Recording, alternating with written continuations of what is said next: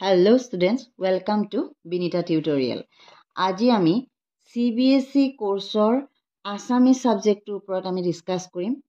যেহেতু এতিয়া CBSE board exam আহি পাইছেহি, সেবা board exam আহি পাইছে, কিন্তু স্পেশালি আজি মই CBSE board examৰ Assamese subject discuss কৰিম। Assamiseৰ পেপাৰখন আহিব 80 মাৰ্কছৰ হল আৰু 20 মাৰ্কছ আহিব তোমালোকৰ ইন্টাৰনেল অ্যাসেসমেন্টৰ পৰা। এই যে 80 মাৰ্কস কেনেকে মাৰ্কস ডিস্ট্ৰিবিউশন হৈছে একবাৰ তোমালোকে চাই লোৱা। কাৰণ সিলেবাসখন আমি ভালকে জানিলেহে আমি পেপাৰখনত ভাল নাম্বাৰ স্কোৰ কৰিব পাৰিম। গম পাইছানে? কাৰণ তোমালোকৰ বহু ষ্টুডেন্টে মোক ফোন কৰিছা বা মই গম পাইছো ষ্টুডেন্ট বিলাকৰ আসামিজত বহুত প্ৰবলেম হৈ আছে। কিয় তোমালোকে আসামিজটো কমকে পঢ়া।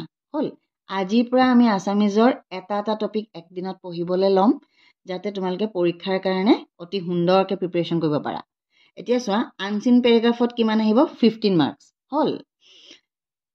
আনসিন পেৰাগ্ৰাফটো হৈছে এটা আমি নজনা পেৰাগ্ৰাফ এটা দিব, নজনা দুটা পেৰাগ্ৰাফ উঠাই দিব, দীঘল এটা পেৰাগ্ৰাফ দিব, তাৰ পৰা তোমালোকে পঢ়ি তাত থকা কোৱেশ্চন আনসাৰ কৰিব লাগিব। হেতু তোমালোকে পাইছা। আমি সেই এনেকুৱা আনসিন পেৰাগ্ৰাফো ডিসকাস কৰিম। দেন আহিলে ৰাইটিং স্কিল। ৰাইটিং স্কিলত কি আছে চোৱা। ৰাইটিং স্কিলত আহিব 25 মাৰ্কস হল। চিঠি আহিলে তাত থাকিব 5 মাৰ্কস। গল্প বা ৰচনা, গল্প লিখিব লাগিব নহলে ৰচনা লিখিব লাগিব, যিকোনো এটা, তাত থাকিব 5 মাৰ্কস। প্ৰতিবেদনত থাকিব 5 মাৰ্কস। আকৌ ফকৰা যোজনাত থাকিব 5 মাৰ্কস হল। জতুৱা খণ্ডবাক্য থাকিব 5 মার্কস। এই রাইটিং স্কিলটোত মানে লিখন পদ্ধতি, এটো কি বুলি কয়, এখিনি হৈছে লিখন পদ্ধতি। এখিনি কিহত আহে জানানে? লিখন পদ্ধতিত আহে, লিখন পদ্ধতি হল। তাৰমানে তোমালোকে কেনে ধৰণে বস্তুটো লিখা হল। ইয়াত আহিব 25 মাৰ্কস হল। এতিয়া চোৱা আনসিন পেৰাগ্ৰাফত যদি 15 মাৰ্কস আহে, 15 মাৰ্কস যদি আনসিন পেৰাগ্ৰাফত আহে আৰু 25 মাৰ্কস যদি ৰাইটিং স্কিলত আহে, তেতিয়া কিমান হৈ গল তোমালোকৰ 40 দেখোন ইয়াতে হৈ গল। দেখানে? ইয়াতে দেখোন 40 হৈ গল হল। এতিয়া চোৱা দেন তোমালোকৰ আৰু কিমান থাকিলে 40 মাৰ্কস থাকিলে। আৰু 40 মাৰ্কসত তোমালোকে 20 মাৰ্কস ক'ত যাব জানানে? গ্ৰামাৰ বা ব্যাকৰণ। উপসৰ্গত থাকিলে 2 মাৰ্কস, অনুসৰ্গত থাকিলে 2 মাৰ্কস, সন্ধিত কিন্তু 4 মাৰ্কস আহিব দেই। সমাৰ্থক শব্দত আহিলে 2 মাৰ্কস, বিপৰীতাৰ্থ শব্দত আহিলে 2 মাৰ্কস, ধাতুত আহিলে 2 মাৰ্কস, কালত আহিলে 2 মাৰ্কস, আকৌ বাক্য পৰিৱৰ্তনত থাকিলে 4 মাৰ্কস হল। এই গ্ৰামাৰ খিনি আমি একদম তন্নকে চাব লাগিব। এই গ্ৰামাৰ খিনি তোমালোকে একদম মানে স্কোৰিং মাৰ্কস হল।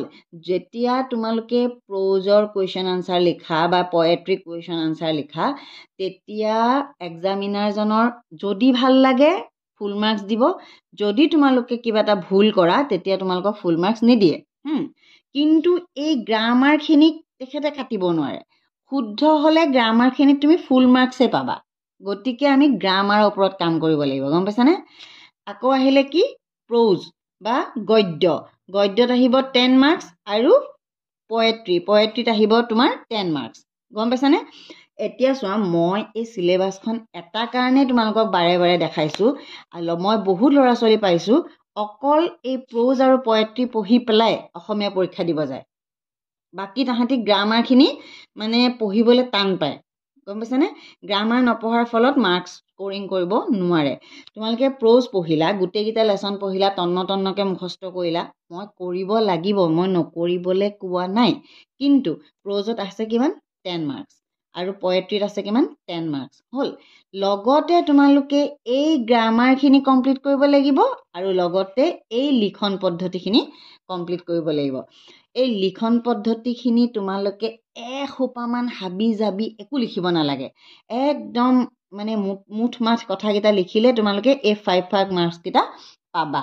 গতিকে কেনেকেনো কম লিখি তোমালোকে ভাল মার্কস পাবা, মই তোমালোকক আজি হেতুৱে দেখাম। গম পাইছানে? আজি আমি এই লিখন স্কিলৰ প্ৰতিবেদন এখন লিখিম। এখন প্ৰতিবেদন লিখা আমি আজি শিকিম। মই প্ৰতিটো ক্লাছতে এতিয়া মই কন্টিনিউ ভাবিছো আসামিজত তোমালোকৰ এটা ক্লাছ দিম। এটা ক্লাছ মই প্ৰতিদিনে অসমীয়া দিম বুলি ভাবিছো। তোমালোকে ভিডিঅটো কেতিয়াও মানে হেৰি নকৰিবা, মিস নকৰিবা, সদায় চাবা, তোমালোকৰ সুবিধা হ'ব। এতিয়া চোৱা মই এখন প্ৰতিবেদন লিখি থৈছো তোমালোকক দেখাবলে। বিদ্যালয়ত বাৰ্ষিক খেল ধেমালি সপ্তাহ উদযাপন বা পালন তাৰ ওপৰত এখন তোমালোকৰ প্ৰতিবেদন লিখিবলৈ যদি আহে হ'ল তাৰমানে এতিয়া বিদ্যালয়ত কি সপ্তাহ পালন কৰা হৈছে সেইটোৰ ওপৰতে তোমালোকক প্ৰতিবেদন দিব মেক্সিমাম হা সিলেবাছত সেনেকুৱাই আছে বিদ্যালয়ত খেল ধেমালি বিদ্যালয়ত ধৰা তোমাৰ কি দিৱস সেইটো পৰিৱেশ দিৱস উদযাপন স্বাধীনতা দিৱস উদযাপন তেনেকুৱা ধৰণৰ বস্তুবিলাকেই দিব আৰু এতিয়া চোৱা বিদ্যালয়ত বাৰ্ষিক খেল ধেমালি সপ্তাহ মানে কি এনুৱেল স্পৰ্টছ ডে মই তোমালোকক ইংলিছত এটা কাৰণে কৈ দিছোঁ বহুত ল'ৰা ছোৱালীয়ে অসমীয়া বিষয়টোক ইমানেই নেগলিজেঞ্চ কৰে বহুত কথা বুজিয়ে নাপায় হ'ল এতিয়া যিহেতু তোমালোকে জোৰ পৰি হাত পালেহি হা তাৰমানে একদম পৰীক্ষা ওচৰত তোমালোকক এতিয়া মই প্ৰথমবাৰ বুজাব গ'লে তোমালোকে আৰু বুজি নাপাবা সেইকাৰণে মই কৈ দিছোঁ বাৰ্ষিক খেল ধেমালি মানে কি হৈছে বাৰ্ষিক খেল ধেমালি সপ্তাহ মানে হৈছে এনুৱেল স্পৰ্টছ উইক আমি এসপ্তাহ ধৰিহে স্পৰ্টছ পাতোঁ গোটেই বহুত দিন ধৰি নাপাতোঁ এসপ্তাহ মানে স্পৰ্টছ পাতা হয় এতিয়া চোৱা এতিয়া কেনেকৈ লিখিব লাগিব স্থান হা তোমালোকে যদি অসমীয়া পেপাৰ পঢ়িছা তেতিয়া অসমীয়া পেপাৰত সৰু সৰু কিছুমান হেডিং আহে নিজা বাতৰি দিওঁতা বা স্থানীয় সংবাদদাতা তেনেকৈ আহে হ'ল ইয়াতে নিজা বাতৰি দিওঁতা বা নিজা সংবাদদাতাও বুলিও লিখিব পাৰা স্থান তাৰপিছত এনেকৈ দুটা ফুট দিলা নিজা বাতৰি দিওঁতা সেইটো লিখিবা তাৰপিছত ফেব্ৰুৱাৰী সেই পৰীক্ষাৰ ডেটটো তোমালোকৰ যিদিনাখন আছামিজ আছে পৰীক্ষা হলত সেই পৰীক্ষাৰ ডেটটো দি ফেব্ৰুৱাৰী লিখিবা যিহেতু তোমালোকৰ পৰীক্ষা ফেব্ৰুৱাৰীত অসমীয়া ফেব্ৰুৱাৰীত আছে ফেব্ৰুৱাৰীত লিখিবা আৰু স্পেলিং মিষ্টেক নকৰিবা ফেব্ৰুৱাৰী লাগে তোমালোকে ঘৰত প্ৰেক্টিছ কৰা এইটো ফেব্ৰুৱাৰী তাৰমানে প্ৰতিবেদনখন যি টপিকৰ ওপৰতে নহওক তোমালোকে স্থান নিজা বাতৰি দিওঁতা এই পৰীক্ষাৰ তাৰিখটো ফেব্ৰুৱাৰী সেইটো লিখিবই লাগিব গম পালা তাৰপিছত লিখিলা যোৱা জানুৱাৰী দেখা পাইছানে যোৱা জানুৱাৰী মাহৰ 10 তাৰিখৰ পৰা আমাৰ বিদ্যালয়ত বাৰ্ষিক খেল ধেমালি সপ্তাহজোৰা কাৰ্যসূচীৰে পালন কৰা হয় মই এইটো লিখা নাই যেনে 10 তাৰিখৰ পৰা 16 তাৰিখলৈকে লিখা নাই হা বা 10 তাৰিখৰ পৰা 15 তাৰিখলৈকে বুলি লিখা নাই মই ইয়াত কি লিখিছোঁ 10 তাৰিখৰ পৰা আমাৰ বিদ্যালয়ত বাৰ্ষিক খেল ধেমালি সপ্তাহজোৰা তাৰমানে এসপ্তাহ ধৰি পালন কৰা হৈছে সপ্তাহজোৰা কাৰ্যসূচীৰে পালন কৰা হয় গম পাইছা বাক্যটো অকণমান ধুনীয়া হৈছে দেখিবলৈ এতিয়া চোৱা বাৰ্ষিক খেল ধেমালি সপ্তাহ উপলক্ষে আমাৰ বিদ্যালয়খন সুন্দৰকৈ সজাই পৰাই তোলা হ'ল মানে আমি ঘৰত কিবা এটা ফাংচন পাতিলে ঘৰত কিবা এটা পাতিলে আমি আমাৰ ঘৰটো চাফা কৰোঁ নাই ঠিক তেনেকৈ আমাৰ স্কুলত যেতিয়া কিবা এটা পাতিছে তেতিয়া আমাৰ স্কুলৰ খেল ধেমালিৰ কাৰণে আমাৰ স্কুলখন সুন্দৰকৈ সজাই পৰাই তোলা হৈছে এই বাক্যটো কোনো মুখস্থ কৰিবলগীয়া বাক্য নহয় সেইটো কথা মন কৰিবা তোমালোকক মই একদম চিম্পল চেণ্টেঞ্চ এনেকৈ এইটো কাৰণে দিছোঁ তোমালোকে মনে ডিউ টু দ্য মানে এনুৱেল স্পৰ্টছ উই ডেকৰেট আৱাৰ স্কুল হয় নাই আমি আমাৰ স্কুলখন ধুনীয়া কৰিলোঁ ডেকৰেট কৰিলোঁ সেই বাক্যটো তোমালোকে কোনো ধৰণৰ মুখস্থ কৰিবলগীয়া বাক্য নহয় ল'ৰা ছোৱালীবিলাকে কিবা এটা বস্তু পাই গ'লে কি কৰে মুখস্থ কৰে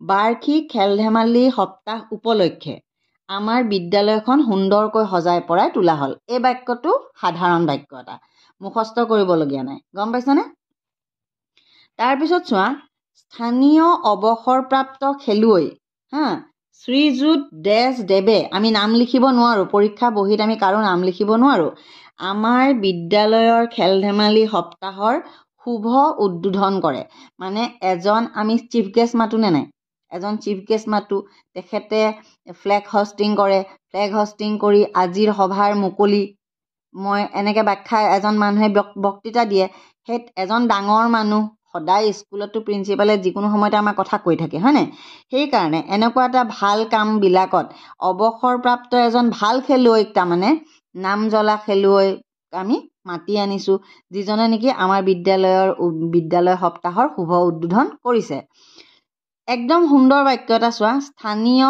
অৱসৰপ্ৰাপ্ত খেলুৱৈ শ্ৰীযুত দেৱে হা যিহেতু তেখেত ডাঙৰ মানুহ আমি দেৱ শব্দটো লগাম আমাৰ বিদ্যালয়ৰ খেল সপ্তাহৰ শুভ উদ্বোধন কৰে এটুক উদ্বোধন কৰে বুলি নিলিখি শুভ শব্দটো লিখি দিলে তোমালোকক শুনিবলৈ বাক্যটো ভাল হয় হ'ল যেনেকৈ ইনাগুৰেট কৰে শব্দটো উদ্বোধন মানে ইনাগুৰেট হ'ল তাৰপিছত শুভ উদ্বোধন মানে অলপ এটা বিশেষণ আৰু ভালকৈ উদ্বোধন কৰিলে উদ্বোধনৰ আগত শুভ উদ্বোধনটো লগায়। খেল ধেমালিয়ে ছাত্ৰ জীৱনত কিদৰে প্ৰভাৱ পেলায়, খেল ধেমালিৰ প্ৰয়োজনীয়তা আদিৰ বিষয়ে তেখেতে সুন্দৰ বক্তৃতা প্ৰদান কৰে। যিহেতু তেখেত এজন খেলুৱৈজনে আমাক যিহেতু তেওঁ অৱসৰপ্ৰাপ্ত, তেওঁৰ বয়স হৈছে, তেওঁ ছাত্ৰ ছাত্ৰীসকলক এটা সুন্দৰ বক্তৃতা প্ৰদান কৰিছে। বক্তৃতাটো কিহৰ ওপৰত?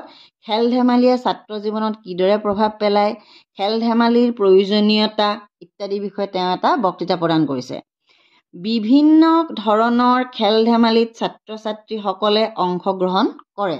হ'ল এইটো ছাত্ৰী দেই। শেষৰ দিনা সাংস্কৃতিক অনুষ্ঠান আৰু বঁটা বিতৰণী সভা অনুষ্ঠিত হয়। চোৱা, খেল ধেমালিয়ে ছাত্ৰ জীৱনত কি প্ৰভাৱ পেলায়।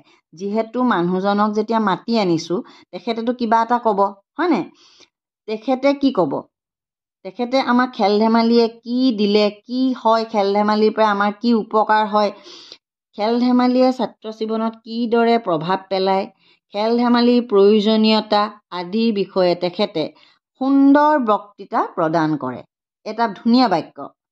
তাৰপিছত কি লিখিছোঁ? বিভিন্ন ধৰণৰ খেল ধেমালিত ছাত্ৰ ছাত্ৰীসকলে অংশগ্ৰহণ কৰে। ছাত্ৰ ছাত্ৰীসকলে বিভিন্ন ধৰণৰ খেল ধেমালিত অংশগ্ৰহণ কৰে। শেষৰ দিনা সাংস্কৃতিক অনুষ্ঠান আৰু বঁটা বিতৰণী সভা অনুষ্ঠিত হয়। একেবাৰে শেষৰ দিনা কি হ'ল? সাংস্কৃতিক অনুষ্ঠান মানে গীত মাতৰ অনুষ্ঠান হ'ল আৰু তাৰ লগতে বঁটা বিতৰণী সভাও অনুষ্ঠিত হয়। এইখিনি কথা লিখিলে মই ডাঙৰকৈ লিখি দিছোঁ। পেৰেগ্ৰাফ বেলেগ বেলেগ এটা কাৰণেই কৰিছোঁ। প্ৰথমতে হৈছে কেইতাৰিখৰ পৰা কেইতাৰিখলৈকে আৰম্ভ হৈছে সেইটো লিখিছোঁ। কেইতাৰিখৰ পৰা আৰম্ভ হৈছে আৰু সপ্তাহজোৰা কাৰ্যসূচী সেইটো লিখিছোঁ। এটা চিম্পুল বাক্য লিখিছোঁ কি বিদ্যালয়খন ধুনীয়াকৈ সজাই পৰাই ৰখা হ'ল সেইটো লিখিছোঁ। তাৰপিছত কি লিখিছোঁ? স্থানীয় অৱসৰপ্ৰাপ্ত খেলুৱৈ শ্ৰীযুত ইমাংদেৱে আমাৰ বিদ্যালয়ৰ খেল সপ্তাহৰ শুভ উদ্বোধন কৰে সেইটো লিখিছোঁ। একদম চিম্পুল বাক্য। তাৰপিছত কি লিখিছোঁ চোৱা, খেল ধেমালিয়ে ছাত্ৰ জীৱনত কি প্ৰভাৱ পেলায়, খেল ধেমালিৰ প্ৰয়োজনীয়তা আদিৰ বিষয়ে তেখেতে সুন্দৰ বক্তৃতা প্ৰদান কৰে। তেখেতক যে মাতি আনিছোঁ, তেখেতেনো আমাক কি ভাল কথা ক'লে সেই কথাটো এই বাক্যটোত আছে। তাৰপিছত খেল ধেমালি যিহেতু পতা হৈছে, বিভিন্ন ধৰণৰ খেল ধেমালিত ছাত্ৰ ছাত্ৰীসকলে অংশগ্ৰহণ কৰে। হ'ল। তাৰপিছত কি হ'ল? শেষৰ দিনা সাংস্কৃতিক অনুষ্ঠান আৰু বঁটা বিতৰণী সভা অনুষ্ঠিত হয়। মাত্ৰ এইকেইটা বাক্য। কেইটা বাক্য? বেছি বাক্যও নহয়। এইটো এটা একদম সুন্দৰ বাৰ্ষিক খেল ধেমালিৰ ওপৰত প্ৰতিবেদন এখন এবাৰ ভালকৈ মই পঢ়ি দিছোঁ, তোমালোকে ভালকৈ শুনি লোৱা। স্থান নিজা বাতৰি দিওঁতা, দেশ ফেব্ৰুৱাৰী, ইয়াত তোমালোকে পৰীক্ষাৰ তাৰিখটো লিখিবা। তাৰপিছত এই এনেকুৱা ডট দুটা দিবা। যোৱা জানুৱাৰী মাহৰ 10 তাৰিখৰ পৰা আমাৰ বিদ্যালয়ত বাৰ্ষিক খেল ধেমালি সপ্তাহজোৰা কাৰ্যসূচীৰে পালন কৰা হয়। বাৰ্ষিক খেল ধেমালি সপ্তাহ উপলক্ষে আমাৰ বিদ্যালয়খন সুন্দৰকৈ সজাই পৰাই তোলা হয়। স্থানীয় অৱসৰপ্ৰাপ্ত খেলুৱৈ শ্ৰীযুত দেৱে আমাৰ বিদ্যালয়ৰ খেল সপ্তাহৰ শুভ উদ্বোধন কৰে। খেল ধেমালিয়ে ছাত্ৰ জীৱনত কিদৰে প্ৰভাৱ পেলায়, খেল ধেমালিৰ প্ৰয়োজনীয়তা আদিৰ বিষয়ে তেখেতে সুন্দৰ বক্তৃতা প্ৰদান কৰে। বিভিন্ন ধৰণৰ খেল ধেমালিত ছাত্ৰ ছাত্ৰীসকলে অংশগ্ৰহণ কৰে। শেষৰ দিনা সাংস্কৃতিক অনুষ্ঠান আৰু বঁটা বিতৰণী সভা অনুষ্ঠিত হয়। হৈ যাব। ইয়াতকৈ আৰু লিখিব নালাগে। প্ৰতিবেদনত তোমালোকে এইখন প্ৰতিবেদন এনেকুৱা ধৰণৰ প্ৰতিবেদন আহিলে তোমালোকে এয়াই লিখিব লাগিব। মই কাইলৈ আৰু প্ৰতিবেদন দিম, চিঠি দিম। তোমালোকে এইখিনি বস্তু তোমালোকৰ বহীত লিখি ডেট ৱাইজ থৈ দিয়া। হ'ল। আজি যিহেতু 16 তাৰিখ নহয় জানো? আজি 16/1/24। আজি মই এখন দিছোঁ। মই কণ্টিনিউ তোমালোকক এই অসমীয়া ছাবজেক্টৰ আটাইবোৰ কুৱেশ্যন আনচাৰৰ ভিডিঅ' দিম, গ্ৰামাৰ দিম, ৰাইটিং স্কিলছ দিম, ৰচনা দিম, গোটেইখিনি দি দিম। তোমালোকে কপি কৰি ৰাখা। পৰীক্ষাত তোমালোকৰ একো প্ৰব্লেম নহয়। বেছি সময়ৰ দীঘল ভিডিঅ' নহয়। এইখিনি সময় তোমালোকে ডেইলি আছামিজত আধা ঘণ্টা সময় দিয়া। মই কোৱা নাই যে বহুত সময় দিয়া। ডেইলি আছামিজত আধা ঘণ্টা সময় দিয়া, তোমালোকৰ পৰীক্ষা ভাল হ'বই। আৰু তোমালোকে কি জানিব বিচাৰিছা কমেণ্টত লিখিবা। হ'ল। যদি ভিডিঅ'টো ভাল লাগিছে প্লিজ লাইক কৰিবা, ছাবস্ক্ৰাইব কৰিব নাপাহৰিবা চেনেলটো, আৰু ফ্ৰেণ্ডৰ মাজত শ্বেয়াৰ কৰিবা। আজিলৈ আহোঁ, বাই বাই।